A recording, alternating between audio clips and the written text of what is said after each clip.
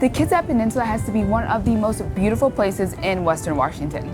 Yep, that's why we came up with a crazy dope idea for exploring it. Find out what that is, and also find out what's up with these Viking helmets.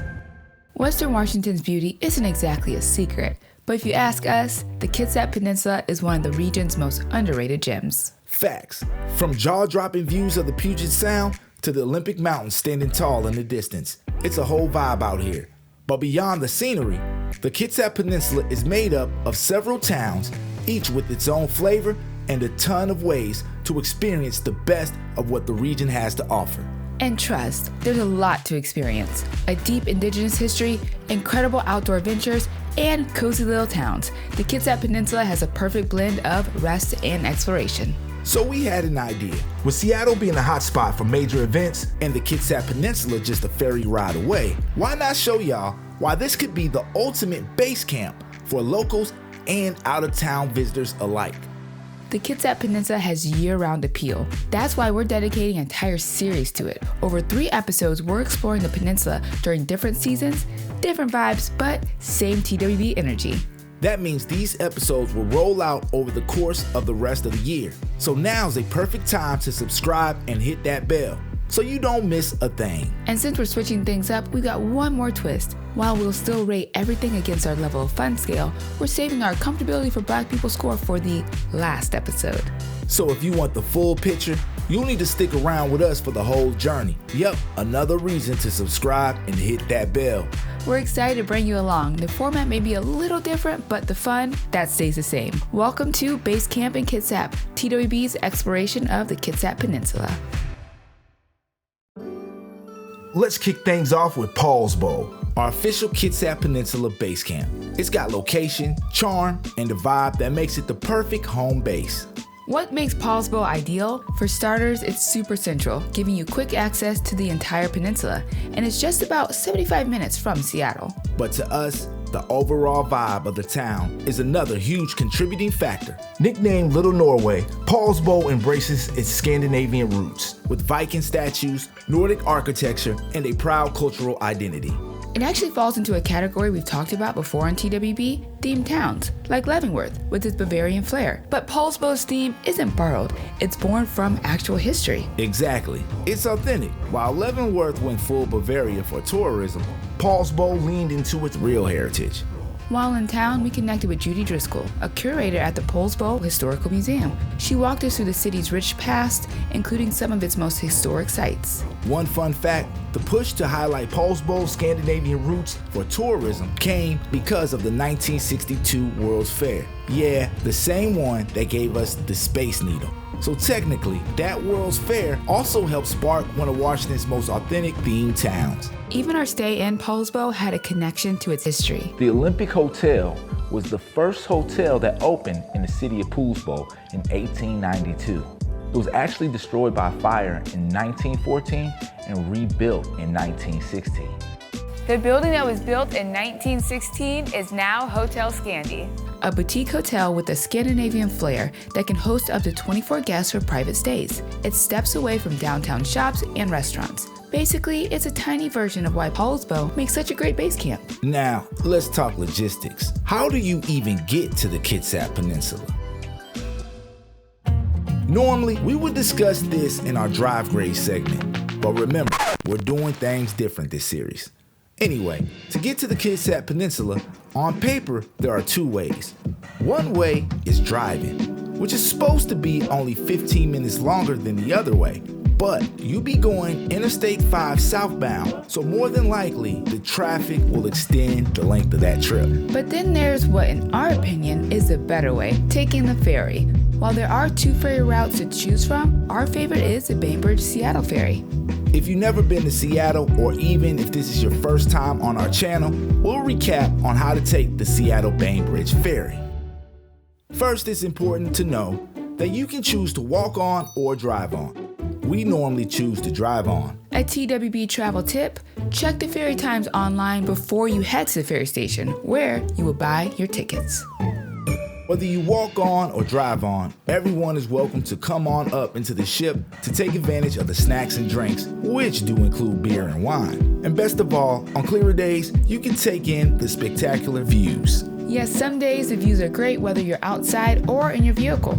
Once you're on Bainbridge, you are officially within the Kitsap Peninsula. But if Poulsbo is a base camp, then there's still a little bit of a journey left to go. If you didn't know, Bainbridge is actually an island. To get to most other cities on the peninsula, it would make most sense to take a ferry from there. But going to Poulsbo, driving is an option thanks to the Gate Pass Bridge. And that's how you go about getting to the Kitsap Peninsula from Seattle. The biggest takeaway is you have options. Okay, visitors have choices on how to get to the Kitsap Peninsula, but now you're probably wondering if it provides visitors with as many choices for having fun. Level of fun. Considering the amount of towns within the Kitsap Peninsula, it shouldn't be a surprise that there is a lot to do. Yes, a lot to do might just be an understatement in regard to the Kitsap Peninsula. Let's consider museums, for example. There are some amazing ones, like the Suquamish Museum. Located in Suquamish, the Suquamish Museum is a beautifully curated museum filled with artifacts and exhibits dedicated to the original inhabitants of the Kitsap Peninsula, the Suquamish people. Just around the corner from the museum, visitors can visit the gravesite of one of the most iconic figures in Suquamish and Seattle history overall, Chief Seattle. From cultural to political contributions, the overall impact of the Suquamish is an important part of the peninsula's story. That's why for one of the episodes later in the series, we will dive deeper into the indigenous story of the Kitsap Peninsula. But on this visit, we did experience another amazing museum within the peninsula, the Naval Undersea Museum. Located in Keyport, the Naval Undersea Museum is a really dope museum that is in fact the only official Navy museum that interprets all of the Navy's undersea activities. On our visit, we met up with volunteer Mike, who took us on a tour through what they describe as the country's most comprehensive collection of U.S. Navy artifacts, documents, and reference materials related to undersea subjects. This museum is actually renowned for several specialty collections, which include topics of torpedoes, submarines, and even training sea life for performing undersea duties. We can say we definitely had a lot of fun here. The Naval Museum's location in Keyport was interesting to us because we most associate the Navy to Bremerton, another town within the peninsula that is home to a naval base. We will actually be exploring Bremerton in the next episode of this series.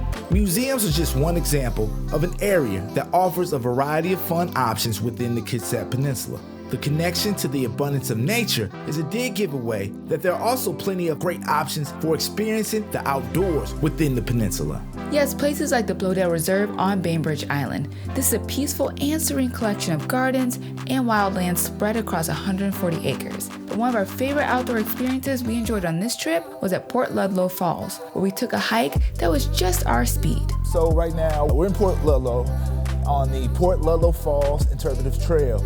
And this trail is pretty dope because it is a pretty easy trail that takes you to a very beautiful payoff that is not very far from where you start. And what's great is Port Ludlow is only about 25 minutes outside of Poulsbo. So if you're base camping in Poulsbo, it's a great hike to do that's easy, low effort, but also gets you right smack in the middle of nature. Yeah, because you know what we say. Nature loves black people. Outside of the nature and museums, visitors to the Kitsap Peninsula still have a lot to choose from. Yes, like shopping. Though we can say that possibly the best thing to shop for within the Kitsap Peninsula is the food. You can find a variety of great places for a variety of types of meals. Yes, from an abundance of coffee shops and breakfast spots to a unique restaurant dedicated to the nostalgia of 1950s pop culture. And these options are all up and down the Kitsap Peninsula. We had a great meal in Port Gamble at a popular spot, Butcher and Baker Provisions. Port Gamble may sound familiar to longtime followers of our show because we took a trip there back in the day to visit one of the most haunted places in Washington State. Unfortunately, supernatural events affected our ability to produce that episode. Something mysterious happened. All of my files were intact except for the files we recorded at Walker Ames' house. Very spooky. It just mysteriously vanished. Later in the series, we will revisit Port Gamble and dive deeper into its haunted history. For now, let's just stick to the food. In Poulsbo, we ate at a popular local bakery that is pretty iconic. We're standing in front of a local bakery that's been owned by a local family since 1966. At the beginning of this bakery building, it was a distribution center. The business actually did not start under its current name. That's right, Sly's first started out as Star Bakery, which operated primarily as a wholesale baking distribution center. In Bremerton, we even experienced a Black-owned restaurant, Restaurant Lola. We're here in Bremerton at a Black-owned restaurant named Restaurant Lola, and the restaurant's actually named after the chef and owner's great aunt, Lola. Our experience within the Kitsap Peninsula with food influenced by powerful matriarchs continued when we dropped into Via Rosa 11, a local family-owned and operated Italian-inspired market and restaurant. Just wanted to welcome you all to Via Rosa 11 today.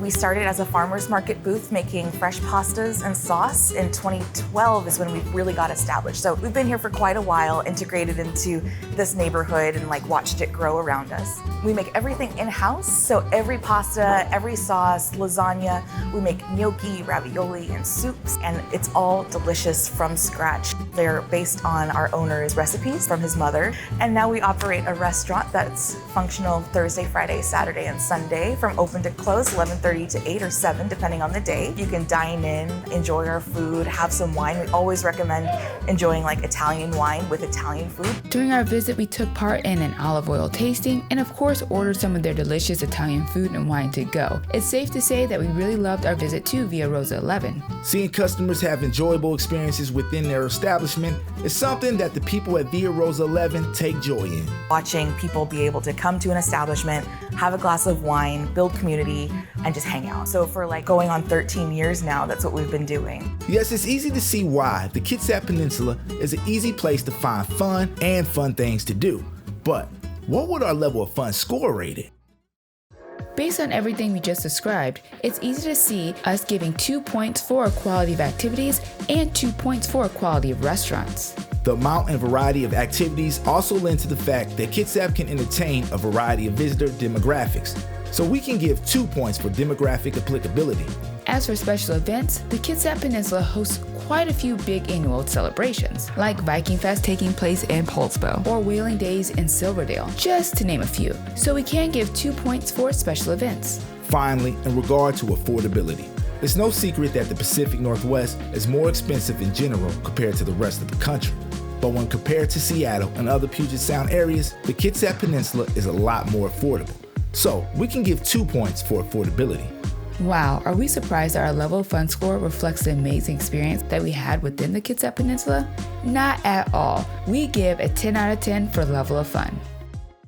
Perhaps you see why we are big fans of the Kitsap Peninsula, and we are really excited about showing more of it to you throughout this series. Remember to like, subscribe, and most importantly, hit the bell to make sure that you don't miss any of the series or any of our other adventures. And believe us, you're not gonna want to miss this series. Because coming up, we will be exploring more of the towns within the Kitsap Peninsula and diving deeper into the rich indigenous culture as well as exploring its scary haunted history. This is our Basecamp in Kitsap, TWB's exploration of the Kitsap Peninsula series. So until next time, beautiful people, stay up, stay true, and do you.